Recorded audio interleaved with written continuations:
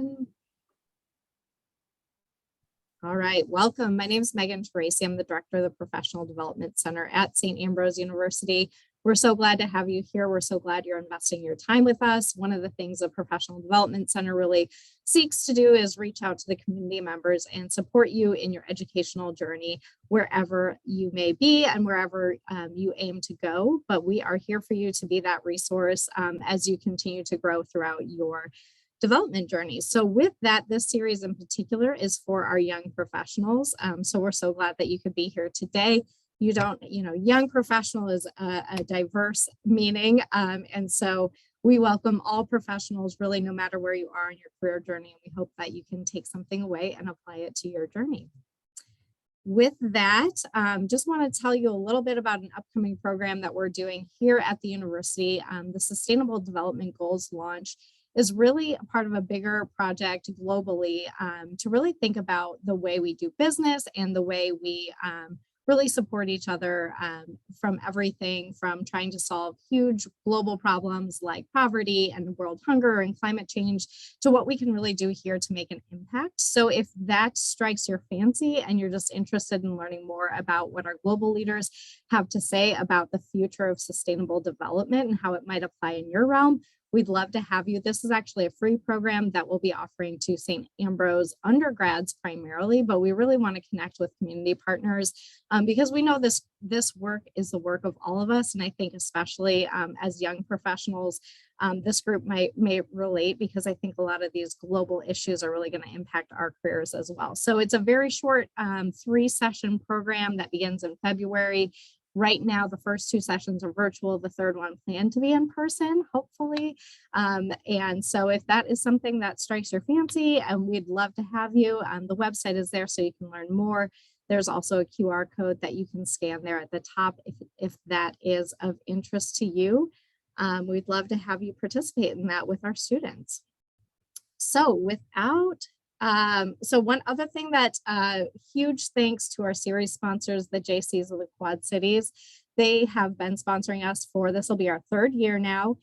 They're a local nonprofit organization really focused on developing our young leaders and giving back to the community through philanthropic initiatives like their Bridal Expo that's coming up later this month. So I think that we have Nikki on the line. Let's see. Scrolling through our participants. Nikki, if you are here, you can go ahead and unmute yourselves and tell us a little bit more about the JCs. If not, all right, Nikki might not quite be on the line yet. Well, I will just share, I also joined this group a couple of years ago, and they just do an excellent job of, sorry about that. Looking at the chat to see if that was Nikki. Nope. But they do an excellent job. They've got 2 great events every year that are really fundraisers so that they can give back to local nonprofit organizations. So the one that's coming up at the end of January is their Bridal Expo. So if you are newly engaged, you're planning a wedding, or you know somebody who's planning a wedding, we would invite you to come and participate in that Bridal Expo at the end of this month. And it's a huge fundraiser for the JCs. And like I said, all of that money is really funneled back into the community through nonprofit donations throughout the year. So I'd invite you to take a look at the JCs and the great work that they're doing and become a member if that interests you. So thanks to the JCs for sponsoring. It is incredible to be able to provide these educational services, not only for free, but then also to support our local community by giving those digital gift cards. So you'll be receiving a gift card to Koya's Cafe this month. Check out the link in your email for that digital gift card, and we hope you enjoy lunch on us. So without further ado, I have the pleasure today of introducing our keynote speaker, Thurgood Brooks. Thurgood was born and raised in Rock Island. He's a graduate of Rock Island High School and earned a bachelor's degree from Western Illinois University. He's a family advocate at the Martin Luther King Center and has also worked as a football coach for the Rock Island High School and the Quad Cities Steamwheelers. Thurgood is a member of the Rock Island Human Rights Commission, the Rock Island NAACP, and the School of Health Link Board, as well as a founder of 2 community-driven organizations. In 2021, Thurgood received 48% of the vote for the Rock Island mayoral race and was named Rock Island Citizen of the Year and Community Caring Conference Individual Hero. He also received the 2019 Rock Island County NAACP Youth Development Image Award and the Rock Island Football Assistant Coach of the Year Award. Thurgood worked at the City of Rock Island to establish a police community relations commission to improve relationships between police and citizens. In recent news, Thurgood announced just yesterday that he'll be running for the Illinois 72nd District State Representative seat. Congratulations, Thurgood. Thank you so much for being here with us today and sharing your perspective on how to embrace failure on your road to success. I should unmute myself to say thank you, right?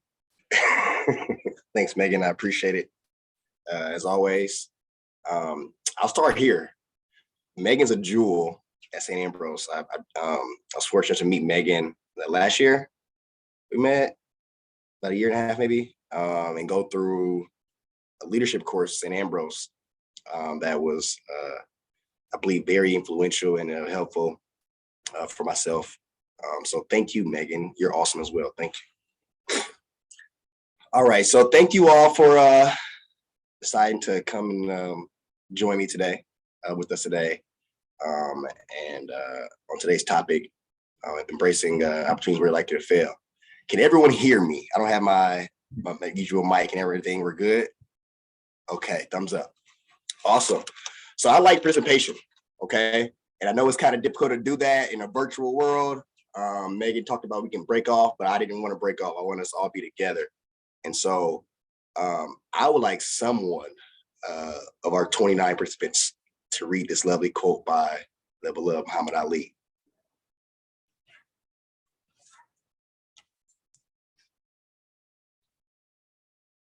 I have good waiting skills too, by the way. I'll read that for you. What's up, Corey? How you doing? I'm good, man. How are you? Long time no see, sir. How you been? I've been well. It's been a while. I went to elementary with Corey, by the way. I'm sorry. Corey and I went to elementary school, so. Yeah, at Grant Elementary over in Rock Island. So, yeah. Impossible is just a big word thrown around by small men who find it easier to live in the world they've been given than to explore the power they have to change it. Mr. Muhammad Ali. Thank you, Corey. I'm after your thoughts there as well. I tricked you into that. See that? Suckered you in. Yeah. So reading the quote, I really take it as it's just a lot of times we're just whatever we have been told is what's possible. What we're told is what we can do. We're stuck in those confines, and then once we take power in our lives and our journeys of where we want to go and be, we can go beyond any kind of box or position people want to put us in. So that's what I think about when I read that quote. Awesome, Corey. Thank you. I like how you said the boxes people like to put us in. I'm reading a book currently, and they talk about that. They use that very term, how there's boxes that they categorize and put people in. Who else wants to give a thought behind this lovely quote here?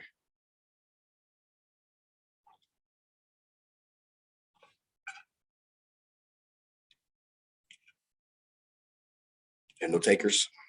Okay. You can go to the next screen, Megan. I'm gonna keep pushing for voices too. So we have an hour, Megan. So hopefully we don't spend 15 of them waiting for people to speak. And so Megan already gave a lovely introduction of who I am. As she said, I do work as a family advocate at the Martin Luther King Center. A lot of that work, I work throughout Rock Island County with families, and it ranges from DCFS cases, from working with families that maybe need help finding employment, finding housing, mentorship, all of the sort. I really enjoy the work I do, especially as well as coaching at the high school. I coach football, been doing that for 6 years now, I believe, just finished my 6th year. And I also have been the founder of 2 community-driven organizations, Tuskegee Entertainment, which we do our primary focus, and our primary work is behind work with youth and positive interactions and events of that sort, such as our basketball camp that we've done with Chase Arando and shootouts, things of that sort. And also the resolution, which we founded, I think, 2 years ago, that's centered around pushing policy changes that are equitable for all peoples. And as Megan did say, I did run for mayor of last year, Rock Island. And yesterday, after giving an address at the MLK Day celebration at the Martin Luther King Center, I did announce that I am running for state rep here in District 72. I'm really excited about it. Talk about those boxes, right, Corey? You're supposed to be in. I don't think I'm supposed to be doing that. So let's go to the next screen there, please, Megan. So this is a little collage of who I am, right? I graduated from Western, and there's some pictures of me, top right, and some of my team that we did our camp with, and I won Citizen of the Year this year as well. And that picture there, I thought it was appropriate due to MLK Day being yesterday. That was when I was in Atlanta visiting the King Center there on the bottom right there. So I feel it would be appropriate so you guys could see me in a different form to kind of see I'm a real person a little bit, a real person who experiences real things, and that through my experiences, my failures, and my successes, I believe I have been able to find a voice and hopefully inspire others to do the same. You can go to the next. We'll keep it going. Skipping sure success and embracing opportunities where you're likely to fail. Can you go backwards there, Megan? We'll stay there. We'll see how lovely I was as a kid here soon. Okay. What do you hear? You say, what do you think when you see this? Anyone want to chime in? I'll say, I think this is stepping out of your comfort zone and not being afraid to step into things that are new and that you have no experience with. It's a great, thank you, Amber. It's a great summary. Anybody else have an additional thought? What do you think? Like you said, experience. I think that, when we talk about where growth happens out of our comfort zone, and we don't get out of our comfort zone unless we're not good at things. And so embrace the opportunities that are hard and on the edge of our comfort zone, because that's really where transformational change lies. Getting out of our comfort zone, because when we do that, change is inevitable. It happens, right? That's Megan down there. I think that's Megan. Okay, hi. I'm seeing faces I know. That's awesome. Let's go forward. Let's talk about it a little. Let's talk about it a little bit. Thank you. So yes, this is me. The left there, I think before I met Corey, I was a small kid. It's a third grade here. And on the right, believe it or not, that's a picture of me as an 8th grader. It's tiny. Yes, I see the jaw drop. Yes, it's true. 90 pounds soaking wet. About 4'9", 4'10". But I did play football. It's crazy that was. I was in a space with Corey. Remember how small I was? I had people that were big giants to me that I'm on a football field with. And what I learned about football is you're going to be in a lot of uncomfortable spaces. And especially with the size in which I was, the likelihood of knocking down or overpowering someone bigger than you is really low, right? And so I had a coach by the name of Coach Boblet. And so my freshman year, we go into the weight room and we're, getting our lift. He talked about how we got to lift and become stronger and all this good stuff. And we're ready to go. We're excited.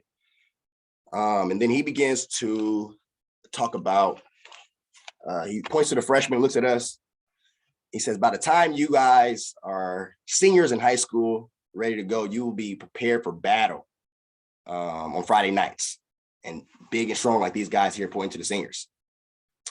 To which I thought he was kind of crazy. I'm not gonna lie. I'm looking at him like, that's Tyler Allison right there. That guy's pretty massive. He's nice size. He's fast. He's big.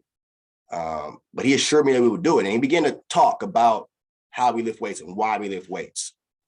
And Coach Bowler began to talk about when we're lifting, right? So say we're bench pressing. So you take the bench press and, we're doing what we do.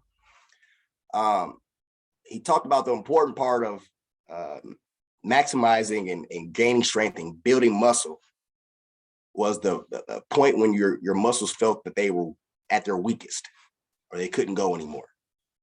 And he stressed the importance behind pushing yourself and pushing your muscles to failure. Actually, he used the word to when they die, just about. And once again, you would imagine, Amber, I looked at him like he was crazy. Like, what do you want me to get behind it, get it underneath this bench press bar and go until I can't lift it anymore, with the idea that I'll somehow become stronger. But you say, you know what? I bought in and I said, you know what, let's do this, let's do it. And what I learned through lifting weights, and those of you that do, and he said this, when you're lifting weights and and you exerting yourself past failure, your muscles begin to talk to themselves. And they begin to say that, we can't handle this pressure that he's putting on us. We're uncomfortable. We need to become stronger. We got to become bigger. So that way, next time this idiot decides to throw on X amount of weight, it's more comfortable for us and we can do it. Right? You can go to the next slide there, Megan. And so what I can say, I gained some weight. By the time I was a sophomore, went from 90-ish pounds to 125. And by the time I was a senior, I ended up graduating weighing about 160, right? And we had a great year. We had some good times. We were a good team, and had our successes, right? And the small lesson about the weights transformed and carried over into everything I would do next, right? I have some vocab words, okay, and I have some stories we're going to all put together. And so the next slide is a vocab word that you guessed it. I'd like someone to read or to give me give me their thought behind what persistence is.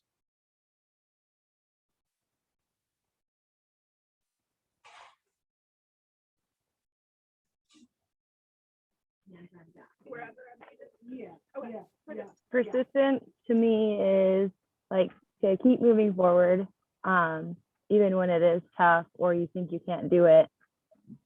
Just being able to tell yourself that you can if you try hard enough. And I think that's something that we all are bad about continuing to do. If we're bad at something, we want to stop that automatically, but just keep going and eventually you will win, hopefully. Surely you will. Thank you, Alyssa. I'm gonna read the formal definition Megan has on the next slide. So persistence is the fact of continuing in an opinion or course of action in spite of difficulty or opposition. Another definition is the quality that allows someone to continue to do something or trying to do something, even though it is difficult or opposed by others. So in essence, in short, persistence is just not giving up. Can we agree there? Can we agree? Can we get thumbs up? Okay, awesome. Let's go to the next word there. Let's go to the next word. Open mind. Who wants to give a thought behind open mind there?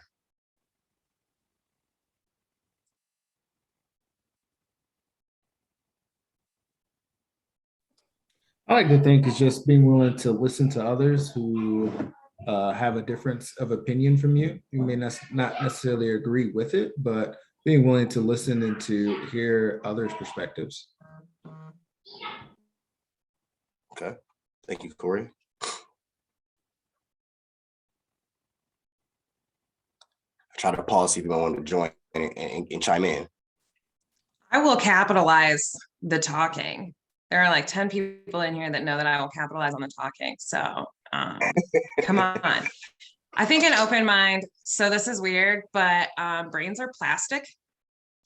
You know, scientifically, they are able to grow and change. And a lot of those things get pruned as we're, you know, children. And I think that having an open mind is knowing that the beliefs and values and actions that you have can be different from someone else's. And that's because, like, legitimately your brains were made differently. I know it's kind of like a strange way to look at it. Thank you. I've never heard of that way. Like, Thank- have an open mind to the fact that scientifically we have an open mind. And so saying, like, you know, if somebody's like small-minded, they're not biologically small-minded, they're choosing. Hmm. It's a whole nother topic. Thank you, Megan. I saw Eric there. I worked with Eric back in the day. How you doing, Eric? How you doing, Thurgood? Good. I just wanted to come in here. Being open-minded to me means understanding that I don't know everything just yet. And if I'm struggling through something, it's probably going to take somebody else's opinion or knowledge to get me over that hump. So being open-minded is just the next step in that persistence. Thank you, Eric. Thank you. I would agree. I'm gonna give you the former definition. The next slide there, you know, just to make sure that we're all on the same page. But I agree with you. Open mind is a willingness to listen or accept different ideas or opinions. So in that sense, we all kind of summed up there, but open mind basically, in short, we could say is using your ears, right? And being willing to change your belief with those ears will may come through them a little bit, right? What's our next word, Megan? What's our next word? Passionate. Okay, this is probably one of my favorite words. I get, especially on Friday nights when I'm coaching. You might see it come out of me a little bit. Don't judge me on it, okay? But who wants to give a shot at what's passionate means? What's being passionate? I think passionate to me is just something that you truly care about. You know, whether you succeed or whether you fail, that's kind of the journey. And, you know, just kind of what you care about and the things that you want to succeed in. So. Thank you, Lucas. What you really care about, failure, regardless of failure or success, dive it into it a little bit. That's kind of what you said, Lucas, right? Who else has a thought before we go to the formal definition? I'll jump in. I think to me, passionate is trying your best not to lose a sense of curiosity. Sometimes burnout creeps in, but like being curious, being interested, like keeping that like passion and interest for something alive and knowing there's always more to learn. Who was that? I just didn't pop up on my screen. I'm sorry. Hi, this is Kate. I'm at Ambrose. Hey, Kate, how you doing? I want to call you by your name, but it didn't pop up. I'm sorry. No worries. Thanks. All right, Maggie, can you go to the next slide, please? So formal definition, showing or caused by strong feelings or a strong belief. Showing or caused by strong feelings or a strong belief. I think we have two more. What's our next word there, Megan? Self-discipline. Kind of put two together there, so this may be the harder one for someone to give a thought behind. So who wants to give a go at this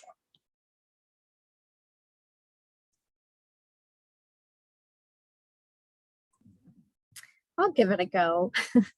Sometimes I feel like I lack self-discipline, so I feel like maybe that would be easier to describe. But I think it's a combination of some of the things you've been talking about, that persistence and willingness to put in the hard work day after day, really make it part of your routine. So yeah, holding yourself accountable. Maybe. Like how you said, a routine. I think a large part of self-discipline is just starting your routine. So I'm the crazy guy that I like to challenge in the morning, my self-discipline starts by waking up and going to work out first thing in the morning. I wake up about 5:30 and go get my workout in. That's part of my self-discipline. Ooh, Megan, you gave me, you like your sleep, huh? So that's part of my self-discipline, and I think part of that routine though, as Megan said there, it makes it easier as you start getting into those routines there. So but let's go to formal definition. So it's correction or regulation of oneself for the sake of improvement. In other words, it also says the ability to control one's feelings and overcome one's weaknesses. The ability to pursue what one thinks is right despite temptations to abandon it. So in essence, self-discipline a lot of times in short means giving up what you may think you want now for what you know you can and or want to obtain later. Is that fair? Some thumbs up, some head nods. I see Lucas with a thumbs up. You can go forward. I think we got one more word there. And this is a huge one, I think. Patience. Who wants to talk about patience a little bit?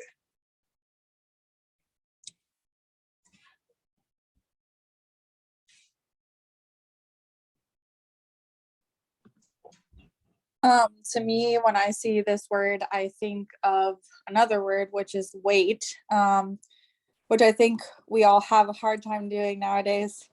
It's that instant gratification that we all want. So this one can be a little bit tough, but it's just waiting either for things to fall into place or waiting for your time to come or what have you. But that's what comes to mind for me.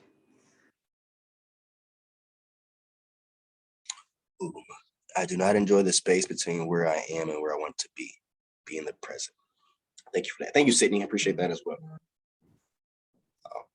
I agree. Patience can be difficult. You said waiting to see a little bit. But I think let's go to the definition first, and I'll give you my thought on a little bit.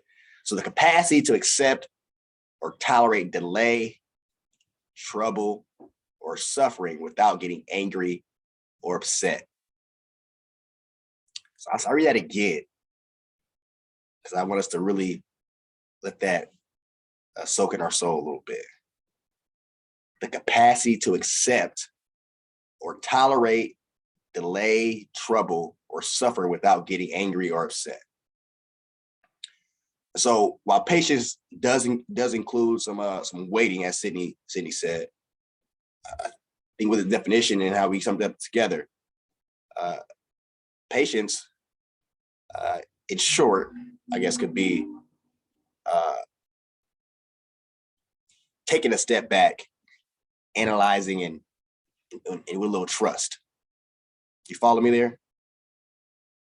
Taking a step back so you can analyze and move on with trust. Not necessarily waiting, but moving on with trust. You follow me? Awesome. Go to the next slide there, Megan. I'm done with my vocab words. We're back to some stories and pictures, okay? So I'm not gonna grade you on how well you remember those words. I'll let Megan do that. So what if I told you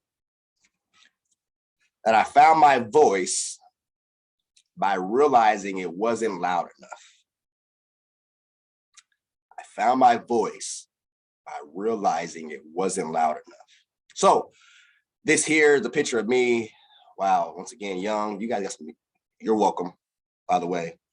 I don't show my I'm such a beautiful guy there. You know, I'm not the hunk of man I am now then. But it was you can see it sprouting up, right? But this was me. This is my 6th grade year. Okay. So my 6th grade year, as Corey said, Corey may remember this, we attended Grant Elementary School. which is now closed. And I remember the day my sixth grade teacher walked up to or came in our class and told us that the school district was planning on closing our school. And although being students of the school, you know, we can talk bad about our school. We can say we don't want to come to school. It's stupid and we hate it, all that good stuff. Like siblings, who also have siblings, no one else can come from outside and,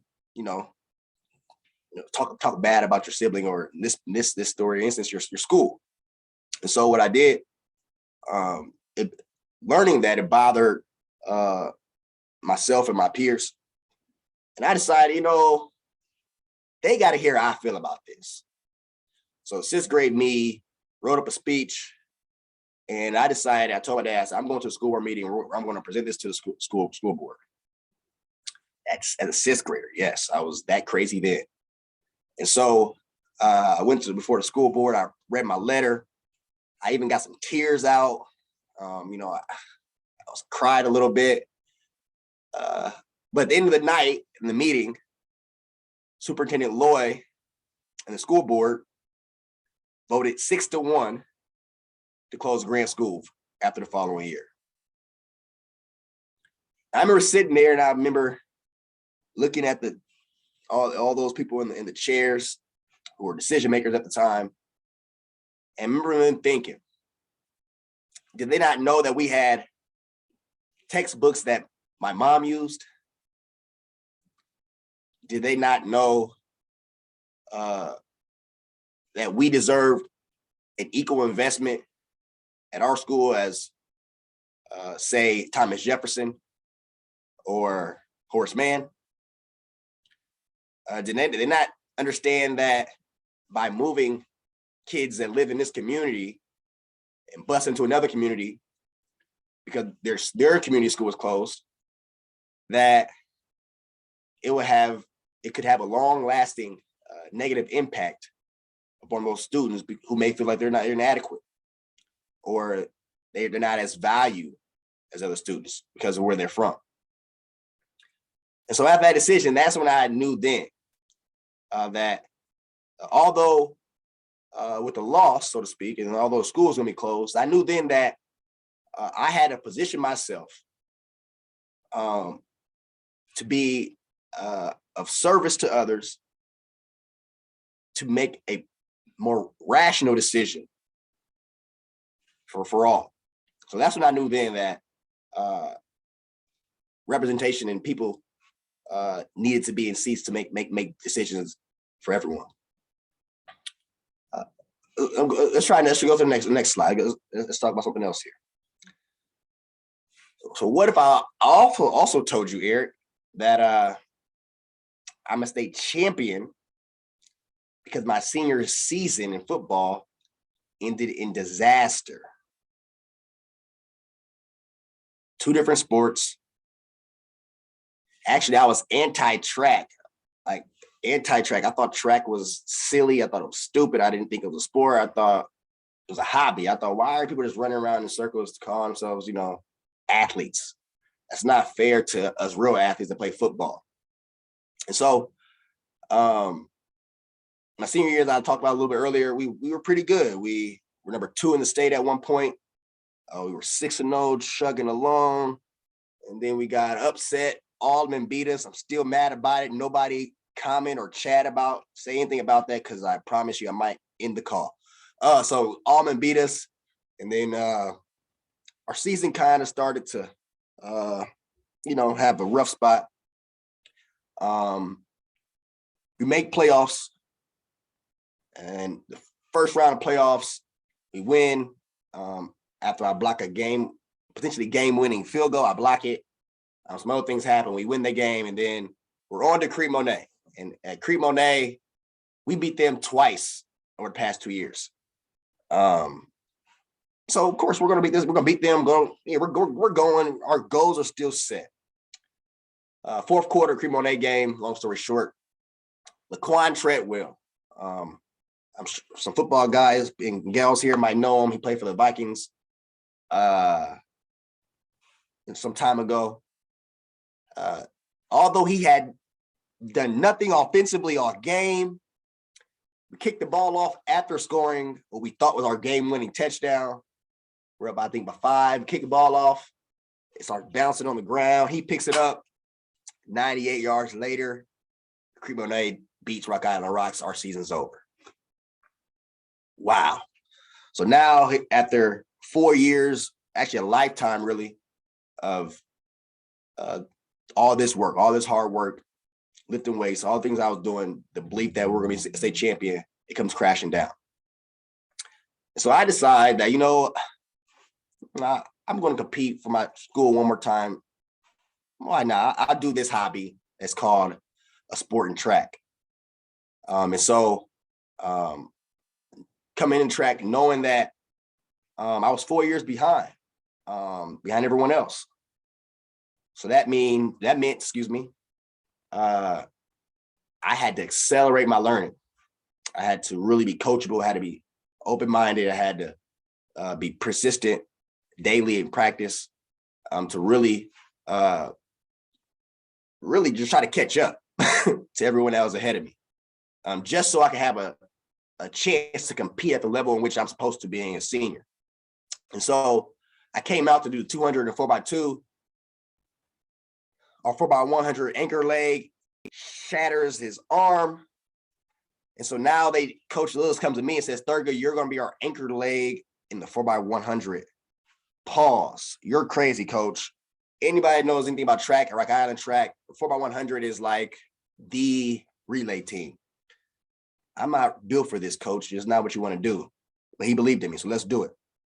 So, as alluded to, all these lessons I had to learn how to perfect my form. I had to learn how to take a baton, had to learn the nuances of track and what it meant to be a track athlete. And so, as I said, I came out from winning conference, but at conference, we lose. We disqualify. Okay. On top of that, sectionals is next week. Our leadoff leg quits on us. Okay, cool. Wow. To make things worse, we add a freshman to that leadoff leg. Great. Okay. So if you know anything about sectionals, sectionals, you get one shot and you're done and you go home. So we have a successful sectional. We end up going to state. Long story short, we ended up becoming state champions and holding a state record for a year. The most uncomfortable space I've been up to that point brought at that point my lifelong goal and dream of being a state champion. Without being a state champion, go to the next slide there, or without being track, there's no way I'm a Division I athlete. But what if I told you, Lucas, that I played Division I football because I was not, and I was told this, I was not a scholarship athlete. So a coach that I love to this day dearly, high school coach of mine, I went to his office and I said, hey, coach, I love a game of football. I want to play next level. Let's do this, coach. What are my options? He looked at me with a blank stare, kind of, with no malintent. Like, Thurgood, I don't think you're a scholarship athlete. I think you're a Division III athlete. Or maybe. And I was like, okay. Thanks, coach. Appreciate the time. And I walked out of his office. So I decided to walk on the football team. I go to school at Southern Illinois because I wanted to go to school. I didn't go to school to be an athlete. I went to school for school. And I decided to walk on the football team. I remember going to tryouts. I made it there just in time. It was early in the morning. And we had our football drills. We met the coaches. I ran a 4.4 at the 40. I think I jumped like a 43, 40-inch vertical. Pro agility, my memory is not that great. But I do remember getting a call a couple of days later from Coach Schmidt, the D-line coach there at the Southern. And him telling me, hey, have you done the clearinghouse? I'm like, no. Why, what's up? Well, we want to add you to the team. I'm not doing the clearinghouse, coach, unless you really want me. oh yeah, we want you, come join in, do the clearinghouse, and we got you. And I was able to play 2 seasons there before transferring to become a scholarship athlete,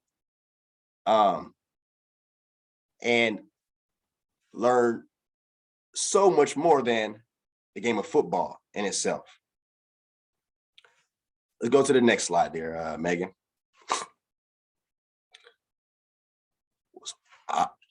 Another what if. So what if I told you that I graduated college from the lessons I learned from what I would call a terrible freshman year academically in high school. So freshman year of high school, I was about a C- student, you know. But during my freshman year of high school, I had a paper route, which meant I was up at about midnight, or I was up about like 2 a.m. until about 5 a.m. I also had football gym in the morning, which meant I had to be at football gym at 6:30 a.m. You know, you got school, but I also had, I was supposed to be a basketball player at the time. So basketball practice for us was at 7 p.m., I think, at night. And I also was very active in my church. So it meant after school, some days I had choir practice, I had Bible study, I had to go sing at a revival. In essence, my time for sleep, as you can see, is 24 hours in a day. Where am I finding it at, right? And so I was blessed enough to start off, like I said before, at Southern Illinois and get accepted into a program that was intended for students who struggled in their freshman year of high school. Excuse me. So I got sent to that program. And then I transferred twice. I went to William Penn, then I ended up going to Western and Macomb. And when I got to Western is when I stopped playing football. And I remember sitting in front of my counselor's office as we're getting our schedule together. And because I had transferred twice, I was looking at being behind about a year, right? Not being about a year behind. I remember looking at him and in his eyes, I said, well, hey, Ralph, what can I do to get out of here in 3 semesters instead of 5? He's like, no, Thurgood, it's not. I said, Ralph, what do I got to do to get out of here in 3 semesters? Because I have something to do. I can't be here for another additional year when I have to get home and get to work. He said, okay, well, Thurgood, this is what you can do. You can take 18 hours per semester, which I don't recommend because people don't do that. It's really difficult, but that's what you have to do. I said, bet, sign me up, Ralph. We're going to do this. So I took 18 hours, credit hours for 3 semesters while working 3 jobs. It's kind of crazy, right? But it was a direct correlation.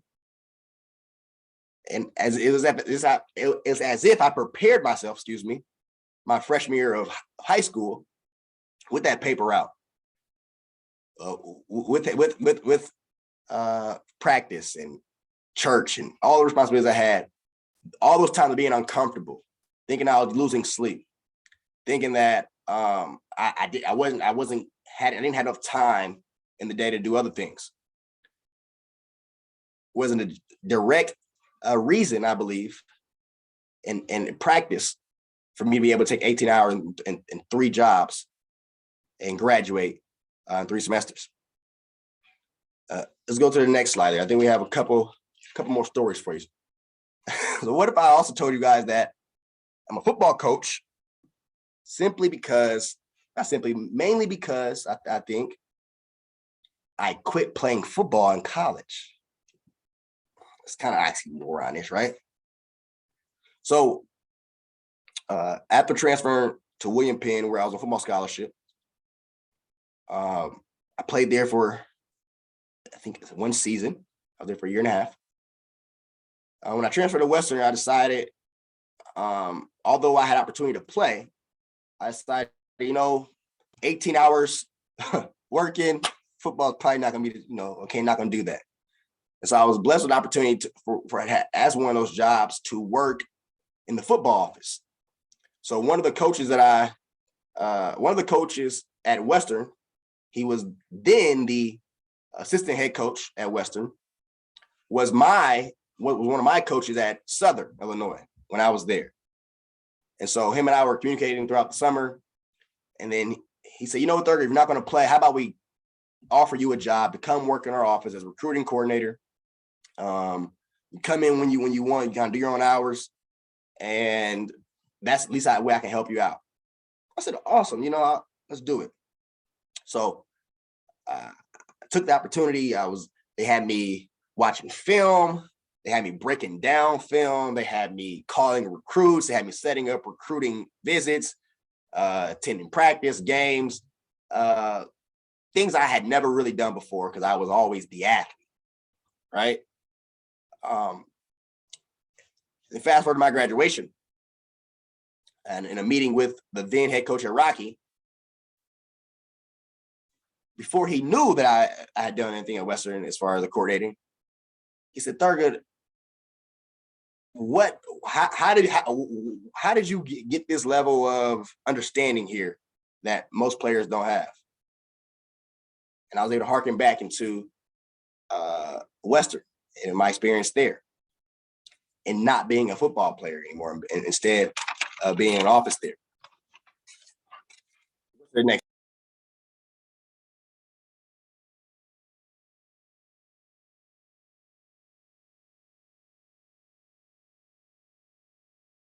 Thurgood, I think you Thurgood, got you're muted. I muted. I saw that. I'm sorry, guys. So what if I also told you that I coordinate and am a founder of the Chase and Randall Dream Big Basketball Camp? Although my shot, was broke. I'm in the gym every day getting my shots up, Lucas, so I made 50 this morning out of 100, so it's not as broke. What if, what if I told you, though, because my shot was broke, I coordinated a camp, a basketball camp. So honestly, basketball is not my space of comfort. It's not what I do. But I was fortunate enough to go to school with Chase Randall. He's a former NBA player. And we have like interests. We have like minds. We have a deep love for kids and our youth, and a belief that we have a role to play in inspiring and helping where we can, because it was done for us. And so although I can't shoot as well as him, and although I may not be able to dribble, as smoothly as Chasen can, or defend anyone as, I think I'm a pretty good defender, but whatever. I'm not going to say I'm him. We were able to do something bigger than basketball, through basketball. Our camp, we were able to teach kids about mental health awareness, about social media, about financial literacy, teaching them about bullying, teaching about why it's important to be involved as actively in your community. Now, this is our last one here, I think, Megan. Last story. So what if I also told you, as you know, because of the introduction, that by running for mayor and losing by 221 votes, we're really winning? So as we talked about before, last April, the election was last April, and it was a tough election for my team and I when we came short of 221 votes. But our campaign was atypical. Our campaign was ushered in behind a movement of everyday people. Our campaign, in reality, shouldn't have got off the ground. If you look at the candidate being me, I'm from Rock Island, no money. I'm not born of money. I don't come from it. Black individual. You see, I have locks in my head. I don't look like the typical mayoral candidate. However, the voices that we were able to bring together and talk about issues such as affordable housing, talk about issues such as why our water shouldn't be sold to a private company, talk about issues behind why we need to invest in green energy, talk about the importance behind a police community relations effort and initiative. So upon losing in April, we continue to get to work. It actually empowered us. It actually furthered our cause, and it actually brought more energy behind what we were doing, which led to in August a unanimous vote behind a police commission. One that we were told prior to running for mayor, part of the reason why which you ran, that would never come to fruition here in Rock Island or anywhere in the Quad Cities for that matter. Only to become true and to happen after a close loss in April, and to become true within 90 days of such. And talk about as if we won. Point two on the 100-day plan through our campaign. First 100 days was to have a vote and a police commission instituted in a way of being instituted into the city of Rock Island. So coming up 221 votes behind the incumbent, and him and his team realizing that, it wasn't about Thurgood, and there was really more important than one person. I believe change some perspective and change some thoughts just enough so that way, instead of our 100-day plan coming true, so to speak, on our name, it came true under Rock Island. Which brings us back to the first quote here. Next slide, Megan. Skipping sure success and embracing opportunities where we're likely to fail. Sure success ensures comfort and complacency. If you're able to embrace opportunities where you're likely to fail with persistence, I never give up attitude, we're going to see this through. It may mean problem solving. It may mean having tough discussions with people who I don't necessarily agree with. An open mind. I'm going to listen to understand. We're going to get back to the art of debate, which means I understand the opposing argument just as, if not more, than my belief. Passion, the burning desire that, no, I'm not really tired. Yes, I am valuable, and I have a role. Self-discipline.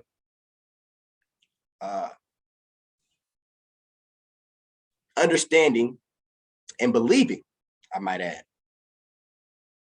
that the true rewards are on the other side of what is here right now in the present. And patience. Be able to tolerate and analyze the situation, not only and solely by what is said or done, but by someone's intentions. Because I'll pause there. Sometimes someone's intentions are different than their tone or their delivery, or even the words they say. If we can embody all these, then you'll be able to tap into what they call your fullest potential. And so I'm going to ask you this question. Are you willing to And are you going to accept what is expected of you? Or are you going to expect what you accept? Because ultimately, as you see in this love illustration, which is on my Instagram, your comfort zone is in that little circle there. And the real magic and the real transformation, I think Megan said it earlier, is outside your comfort zone. Well, that's where the magic happens. So I ask you again, are you going to accept what is expected of you? Or are you going to expect what you accept? Thank you.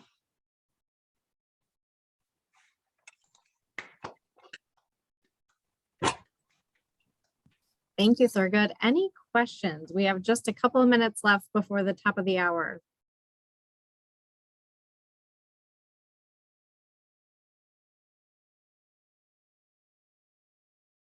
I'm that good, Megan.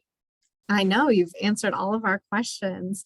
Thank you so much for being here today, Thurgood, and for everyone for being here today in January.